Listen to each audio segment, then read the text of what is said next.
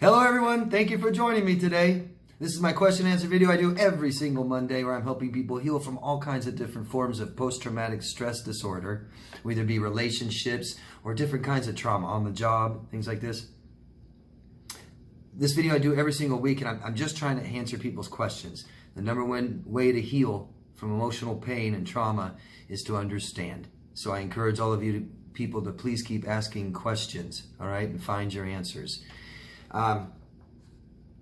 New people that are joining me today, if you think that I've helped you in any way and you think that I can help someone else, can you please support what I'm doing? Push a few buttons. As you guys probably already know, people with PTSD are committing suicide at an alarming rate, okay, especially right now with what's going on. All day long, people are committing suicide from this. And usually what people need is some information, some answers, a little bit of help and guidance, stuff like this. But I'm hoping that what I'm doing here will reach people that need that kind of help. Even if it's just a nudge to show them, where to get the help if it's not here, okay? So if you guys could just support what I'm doing, if you think I'm helping you and could help other people, subscribe to my channel, okay? Just subscribe to the channel, make this video more active by voting on it and commenting on it and sharing it and posting it and saving it in playlists. It helped me so much, okay? I really appreciate it, and so would anybody else if it saves their life. So I'm answering people's questions every single week, and I'm answering questions from the last Q&A video last Monday. Any questions you guys have today, go down below into the comment section, ask me anything you want at all, and I'll answer it next Monday in the next Q&A video, all right? If I miss your question, I apologize. I didn't do it on purpose. If I misunderstand it, if you misunderstand me, anything like that, keep asking. Don't worry about repetitive questions. Ask me the same questions every week. We all need it. Trust me, okay? There's no such thing as a stupid question, okay? Just stupid answers. I like to suggest something to people every week to help you grow and recover and navigate through this kind of pain and trauma. I recommend books a lot, and I'm going to do it again. A viewer, Chateau Versailles, recommended an excellent book. Now, I haven't read the book yet, but why it's excellent is, well, she says it's good, but the subject matter is so vitally important for all of us, okay, all of us. The book is called Exposing Financial Abuse, When Money is a Weapon by Shannon Thomas, and I'll put the link down below in the description box. Hit the little description box if you're interested in this book. You'll find it on Amazon. There'll be a link that'll take you to it. Kindle has it for $9.99, paperback $14.99. 97% of abusive relationships have some sort of financial abuse or exploitation in the relationship, and it always starts first. Always starts first. You guys always talk about red flags, what to look out for, what to watch out for. How do I know if this person's good or bad? Man, finance is just dominant. So you don't always pay, and you don't let them always pay. You don't tell people how much money you have or how much money you make. You keep finances separate for the rest of your life. I don't even care if you're married. Even in marriage, we keep finances separate. For those of you who would like to know what happens when you don't, I can tell you some of the worst horror stories. Huge problem in this country, United States, are senior women that are homeless, living in their cars, living on the streets, okay? And they raised beautiful children and took care of the house and was a great wife. And when the husband was done, he was done and he left her, and she has no work history, she has no money, no home.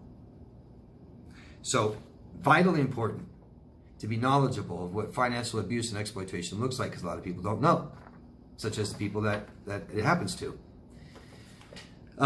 So, what a good book to read. Thank you for suggesting that, and I encourage all of you to give it a shot, okay? All I ask for you guys when you ask questions is give us your locations. Tell us where you're at. It can be general. You don't have to be specific. Tell us what planet you're on, hemisphere, continent, country, state, city. All right? Don't give you an address. And anybody who wants coaching from me, you can find me at daviddemars.com.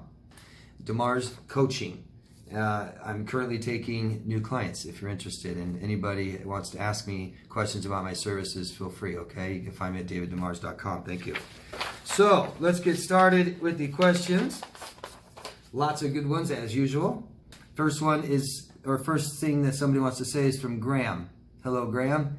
After a year and a half of stumbling around the books, videos, and therapists, Graham says, I feel I found a place where someone really understands the whole picture. Cluster B personality disordered individuals are extremely dangerous. Many thanks, David, for sharing your knowledge and experience. You're welcome. Thank you, Graham, for telling me and thanking me. I read this because I want this right here, this channel, to be a good source for that. I want people to feel safe. Okay, we aren't on here talking bad about people. We aren't smearing people, attacking people, and I won't let it happen to any of you. I monitor my videos and I make sure that there's not harassment and abuse and all that nasty crap that's all over the place. Not here. Okay, so this is a place where you guys can be vulnerable, open up, share experiences, and be there for each other for support. That's what we really need in this. Okay, I see a bunch of other crap in this community that's just disgusting and it doesn't help or serve anybody. Okay, so this channel is your guys' channel. I made this channel for other people. Okay, not for my gain, not for popularity, and definitely not for money. Okay, I don't even monetize my videos. So thanks for saying that, Graham. I read it so that you guys all realize and understand this is someplace you can be. Okay, and share your experiences and help others and find some validation. Thanks. First question is from David in Ottawa, Canada. Hello. I have an appointment to get help in a couple of weeks. I am looking forward to it, but not sure where to start the healing. I feel like I lost who I was and any sense of boundaries. What would be your advice on what I can do to prepare myself before my appointment to start the process of getting help? Keep up the great work, fellow David. Thanks. And thanks for asking, David. So coaching people, there are some things that I know that my clients can benefit from by being prepared before we have our first session. First thing is, David, is this person's to help you, so don't worry. If they're committed to help you and they know how to help you, you don't have to worry. They'll tell you what to do, okay? And if they needed you to do something before, then they would have asked you, okay? Really isn't pressure. This is, you know, first sessions you can ask. I mean, I wish there's people to tell, but I really just try to make you feel better, listen to you, validate you, okay? Find out where you need help, and then I tell you how to do that. Some things you can do. One thing a lot of people don't know, when they ask me for my help or they ask me for my advice and stuff like this, they don't even know what they want. So why don't you try and be sure what you want in life, David? Why are you going to this person? What are you seeking exactly? Be specific. That's very important. It's important for the person helping you, okay? And it's important for you, right? Usually where we need emotional help and support is in areas that feel bad or we have failed. Okay, so you can write down a list what you believe some of your failures are if you want to improve them, if they have not already been improved. Areas of your life that don't feel good. Typically some areas in our past, and we don't know how to manage life right now, okay? You can think of some questions you can have for your therapist. If you didn't say therapist, professional, that's always good too. You might have some criteria or some standards that you want the person helping you to meet. And so you should know those, and you can ask them that. Myself, I don't mind personal questions. If I ever am asked something too personal, I just tell them, but I haven't yet. So I don't mind personal questions, especially questions about my services, what to expect, things like this. Whatever you need help in, David, this person needs to know how to do that.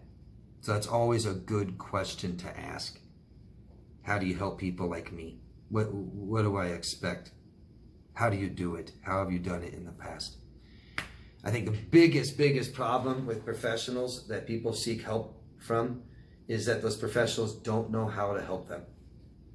And that's not always identifiable by the helper, right? The professional doesn't always realize they can't help that person. And so when you're not growing and you're not doing better and your life's not getting better and your therapist or professional doesn't understand you, no, they're not helping you. Something I see a whole lot of is I see a lot of people come to me and I ask them if they're seeing somebody else, and they'll say, yeah, I'm seeking a therapist. I've been seeing a therapist for 7 years, 8 years. And they've been in and out of these toxic, abusive, disgusting relationships the whole time. And it's just like, man, they're not helping you. They're not helping you. That's not help. And I'll listen to my clients for the first hour and identify some serious, obvious problems. And I'll say it, and they'll just be like, wow, really? And I'm like, well, you have a therapist for years. They never talked about that? And they're like, no, or a little bit. Or I'll get, oh, my therapist says they don't want to talk about that. So they don't know how to help you. And one way you know if your therapist doesn't know how to help you, it's stressful. So you'll see them getting uncomfortable and stressed. Yeah. Anyways, know what you want. Know what you want. Know what you want. Know what you want to change, what you want to fix, things like this. And you may not be totally aware of it, you know, but be prepared to really be in touch with your emotions, your feelings, so you can tell them how you feel and where you want help in your life, what you want out of life, what you want your future to be, okay? That's the best advice I have for you. I wouldn't stress or worry about it too much, okay? You shouldn't feel pressured and stressed when you're getting help from a professional, okay? Okay. Next question is from Judd. From the United Kingdom, Wales. Hello, Judd. My question is about the childhood trauma that can cause narcissism. My husband was brought up in a nice home with everything provided. Nope. We're all stuck on physical things. That's not everything. Matter of fact, who cares? Not kidding. You take a home where the children are poor and they don't have what they need, right? But they have love and attention, security, privacy, autonomy. They're fine. They may not even be able to afford the best food or even what they need. I mean, seriously, that stuff just doesn't matter. He said, but I thought his mom was lovely, though I never saw her display affection, physically or verbally. So I'm wondering if the trauma that happened to my husband might have been the birth of his brother, whom my husband was obviously jealous of. But his brother has been a loving husband to his wife for 30 years and is known for being devoted to her. He's also a great guy with solid friends, not like my ex-husband at all. Both ex-narc and his brother are high achievers, if that has significance. Yeah. So, let me tell you some aspects of people with narcissistic personality disorder and how they grew up. I'm going to tell you just a couple things, okay? Trauma. One kind of trauma that narcissists will endure is just the utmost emotional neglect. And that is one of the hardest things to get people to identify that if they've been neglected. And it's hard for me to get people to understand the damage that causes. It is so damaging, so damaging. It's psychologically damaging way into adulthood.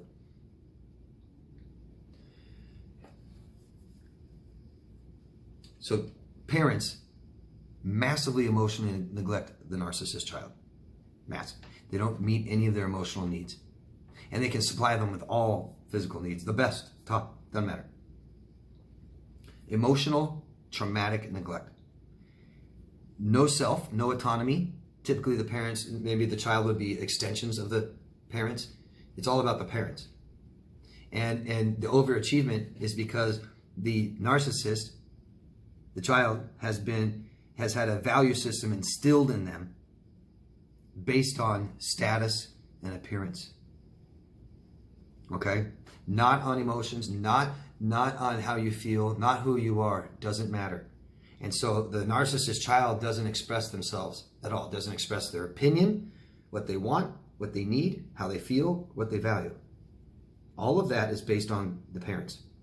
Okay? So one thing that the parents will always do to the children is constantly compare them. Okay?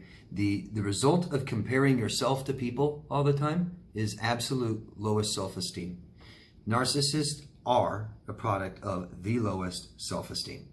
And I don't care how great they look and posture and I'm number one, that's just ego, it's self-importance. They're projecting their self-importance out there, but they're not showing you who they really are. They don't know and they don't like themselves. They have been taught that humans are not equal.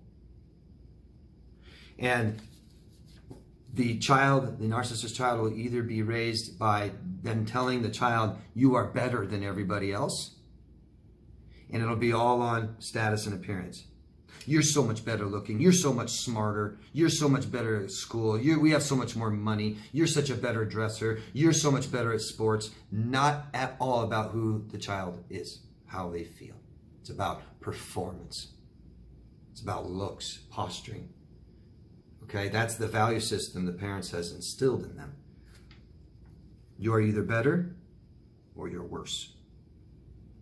Comparing you, look at Matthew next door is so much better than you. He has so much more manners. He's so much smarter. He's so much better looking, skinnier.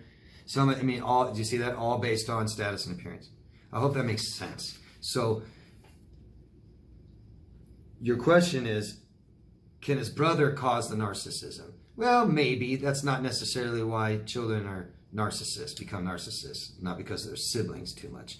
Yes, it has something to do with the less or more neglect, maybe getting abused by your siblings and stuff like this. And then the narcissist is raised always envious of somebody or believes and wants everyone to be envious of them, kind of thing.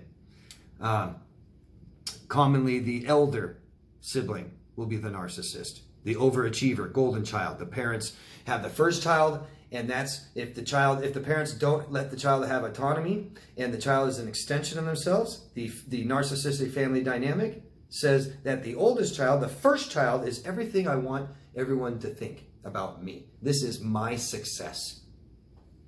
And then the next child, typically everything I hate about myself. That's just a typical, and those can switch. But your question.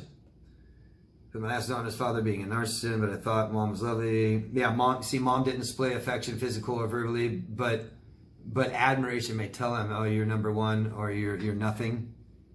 Behind closed doors, maybe. But it's really give him what he physically needs and just completely don't even acknowledge who he is in there. The trauma that happened to your husband was not the birth of his brother. No. I'm not saying it doesn't have anything to do with his disorder. I'm just saying that I doubt that his trauma is because his brother is born. But the reason two children always will turn out differently is because they got different brains. The parents treat them differently, and they may see the world differently. Culture might affect them differently. Those are three parts that make up who you are, and nobody has the exact same of all three. No one. Not even twins. Okay? Hope that helps. I hope that answers your question. I'm not sure if it does or not. If it doesn't, everyone ask me again. Okay? Thanks. It's already been quite a while. Next question is from Renee. Don't know where you are, Renee. Please, everybody, tell us your locations. Thank you. I am 9 months out of a terrible covert narcissist relationship. I've been working on myself and have stayed to myself and been working on healing and increasing my self-esteem. Don't stay to yourself. Worst thing you could do. That's a result of people hurting you.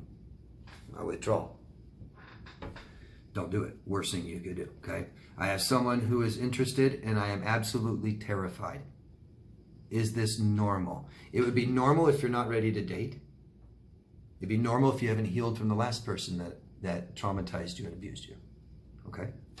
He seems like an absolutely wonderful guy, but don't want to scare him off. I am scared of being hurt again. What would you advise me to do? Renee, and everybody else out there, I hope you do not take this personally. Please. I will use myself as an example. The worst time in my life, I met the worst people in my life. You date your own emotional self-worth, and this really boggles people sometimes, okay? But after I was abused and traumatized for 10 years, that person tried to ruin my life, And I was approached by a few different women during that time. They wanted to date. And I thought, oh God, get back on that horse. You better, you're going to lose it. You better date, date, date. And they were awful. And it always happens that way. If you tell me, Renee, just example, I don't know. If you tell me this is the worst time of your life, men that want to date you aren't healthy, period. I'm not saying they're bad. I'm not saying they're bad. They're not healthy at all. No. No. Let's say my girlfriend. Let's say when I met her, she wasn't doing so well. Didn't try to date her then. As she got better and healthier, I dated her then. Does this start to make sense? I hope so. Please keep asking me questions about this. Who cares what's normal, Renee? Okay? Because what we do with that is, I feel this, but this isn't normal, so oh well. I feel this way, but Susie doesn't, so I shouldn't. I look at Susie, Susie seems like everything's fine, so everything's fine. No. No. This is your body, and you're responsible for it, Renee. And I don't care who this man is, okay? I don't care. You need to take care of this. Don't talk yourself out of it. Don't talk yourself into it. You're absolutely terrified, and you're asking me, basically, should I do it anyways? And I don't tell people what to do, right? What I would do isn't what you would do, and vice versa, and so on. But let's just say this feels like you're scared, shouldn't do it, don't do it. Easy, that's pretty easy. I think that just that should take some weight off your shoulders right away, doesn't it, Renee? You shouldn't date yet. Okay? You're not ready. You need to have a relationship with you. And this ain't about trusting other people. It's about trusting yourself. Trusting this thing. Okay? If you just got out of a horrible, horrible, abusive relationship, you sure don't know how to have a good one. Or you don't feel worthy of one. I didn't hear you say, I don't feel worthy of this guy. He's amazing. You must feel worthy of this guy, even though you're so far down here in life right now, you feel about yourself. How do you feel about yourself, Renee? Anybody that wants to date that, be careful. Wait till you're healthy and happy, and then he will be too. Okay? I hope that helps. Thanks. And keep asking me questions. Next question is from Consequent Link 1. Don't know where you're from. Everybody tell us where your locations are, please. Everyone tell us where you're from. Come on, please. How can I prove coercive control in court? And that's coercion. It's like manipulating the witness, right? Say a witness to a murder is going to give testimony. I saw this, and then there's somebody over here coercing them, telling them what to do and how to do it. Highly illegal. Highly illegal. I don't know where you're from. I told you, ask a lawyer, please, but always document everything and always include emotions. Fear is the biggest. Coercion can be extremely difficult and also easy to prove. It's all circumstances and evidence. I don't like answering legal questions because I'm not prepared to answer. I can't. I don't want to get sued either. So always document things when it comes to legal matters, okay? And a big thing that you need to document is emotions, feelings, okay? The law really cares when you're scared for your life. So if you're scared for your life, write it down. Yeah, sorry I can't help you more. I appreciate your questions about legal questions, but I'm really not going to try very much. Thanks. And here's a comment about a question we had last week. To the person who is getting mail in New Zealand, totally agree. Right? And they're agreeing with what I suggested to do. And I wanted to read this. For the person who had a question last week, who lives in New Zealand, who didn't know what to do about all their ex is sending, their ex is sending all their mail to their address. And they're receiving all their mail, not even in contact with the ex. Bizarre. Aren't they weird? That is just, it may not sound weird at first, but really think about that. You abused your ex, I'm guessing, and you dumped them. You don't talk anymore, and you started sending all your mail to their house. It's just crazy. And I said, here, totally agree. Write on the letter, not at this address, and send it back. If the company name is on the letter, ring them and tell them to stop sending you their mail. If they have vehicles licensed to your address, ring the Department of Vehicle Registration or Fines Enforcement in New Zealand, or whatever company name is on the envelope. Ring them and tell them they don't live at this address. Do not open the mail. That is illegal. If it is not addressed to you, just send it back. If you move and he finds out where you live and starts using your address again, what then? You can't move again. Be persistent and don't give in. Good advice. Yeah. You don't need to move and keep running because it won't solve the problem. Be persistent. Take legal matters. There's always legal and civil, guys. I don't know if you understand that or if anybody doesn't know the difference. Legal is the law. I broke the law. Civil is you're causing me damages, stress, harassment. I'll sue you. And it goes in that order. You always try legal first. And then if you do get them charged with a crime, it's almost, man, you always win civilly. But you can get a lawyer to threaten this person, threaten people that harass you with the law, because lawyers will make police officers press charges against people. And then you can also sue for damages, okay? And so you can have a lawyer write threat letters. We're going to sue the hell out of you if you don't stop this. But anyways, thanks for that. Next one's from Alyssa Kuhn. And don't know where you're from. Everybody, please leave your locations. Tell us where you are, please. I have had shame and fear from childhood resurface. What can I do to support myself in these moments of free falling, of what I guess is CPTSD? 4 months no contact off a discard from my 3 to 4 relationship. And we ask for help, Melissa. Help from other people. We reach out. Man, you know what's really sad? Is I talk to people who are suffering or going through the worst time of their life. Worst time of their life. And I'll be like, if you told your best friend, I'm like, no. Worst time in your life, and you have a best friend, but you don't tell him. Not much of a best friend. Man, or you don't feel like it. That's just sad. Yeah, that's just awful. You have people in your life and you don't even tell them that you're going through the worst time in your life. Jesus Christ. This is the time we call upon people. And then we all feel so much shame and bad and like we aren't worthy of it and we're scared and we hate to ask for help. Man, it's time. It's time, isn't it? To just say screw it and throw it up in the wind and just ask for help. It helps so much, man. It just says you're worthy of it. You take from what's inside and take it out so you don't feel so alone. It really helps with guilt and shame. But these are problems that have been caused by relating with other people. And guess what fixes it? Relating to other people. But just guess what our brains want us to do? Isolate, isolate, isolate, especially men. Awful, awful. That's the first step to suicide, isn't it? First step. I'm going through the worst time of my life and I withdraw and don't tell anybody. Okay. A couple more steps away from killing yourself. I mean, really. I'm not saying it's all about killing yourself. Say you don't kill yourself. Still a shitty ride.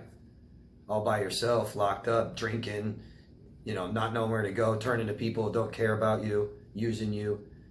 You need help, Melissa. You need help. Call upon everybody in your life and hire a professional. Hire a professional. And people tell me I can't afford a professional. Okay. You have an expensive home, expensive car. You buy nice stuff. It's not too hard to look at some of the things and how people spend money and say, hey, what's more important? This thing, or this? A gym or a therapist, life coach. We've been neglected and we neglect ourselves. We just take over. I'm sorry, Melissa, but you've had shame and fear from childhood resurface. Those are things you need to heal. That's your brain saying, this sucks, this feels bad. So you go dive into it, figure it out, process the feelings that you never process, because that's what your past is. Past memories are open emotions you didn't finish processing. Happy ones, okay. right? The bad ones, they stay open forever, forever. Just like a book, and there's one chapter you forgot to read. You don't just absorb it. You know, it's like, I never read that chapter. You got to go back and read it if you want to know the whole story, don't you? Okay? I help people do that. Professionals are supposed to help people do that. They don't all do it, but keep asking questions. Thank you. Where are we at here? Oh, I got to stop here. That's the end of part 1. Part 2 starts in a couple minutes. Thank you all. Love yourself first and keep asking questions. And if you want coaching, daviddebars.com.